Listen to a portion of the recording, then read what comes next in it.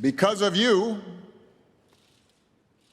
countries around the world are recognizing this is a decisive decade to avoid a climate disaster and are setting some really important goals for 2030.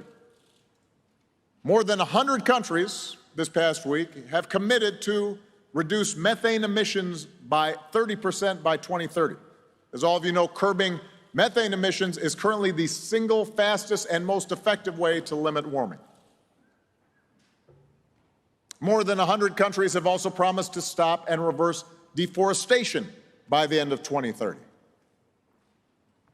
Businesses from around the world, name brands, some of the biggest businesses on this planet, have agreed to help create a market for the technologies we need to transition to clean energy.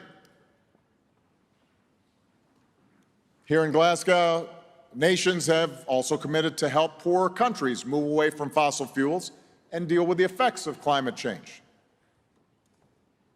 President Biden announced that the U.S. will be quadrupling its annual climate finance pledge over the next few years to $11 billion, including $3 billion dedicated to helping vulnerable countries adapt to the impacts of climate change.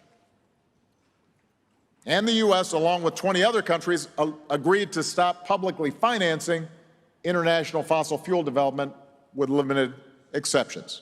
So these are significant accomplishments. They are hard-won commitments. You should be proud of yourselves, and we need to celebrate those commitments, even as we demand that the signatories to these commitments actually follow through. We have to track it. They're not self-executing. They're going to require effort. But let's assume that we actually deliver. That's significant. But once again, we also have to acknowledge that this progress is partial. Most nations have failed to be as ambitious as they need to be.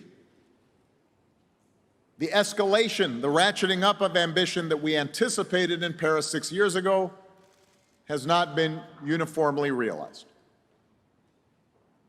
I have to confess, it was particularly discouraging to see the leaders of two of the world's largest emitters, China and Russia, decline to even attend the proceedings. And their national plans so far reflect what appears to be a dangerous lack of urgency, a willingness to maintain the status quo on the part of those governments. And that's a shame.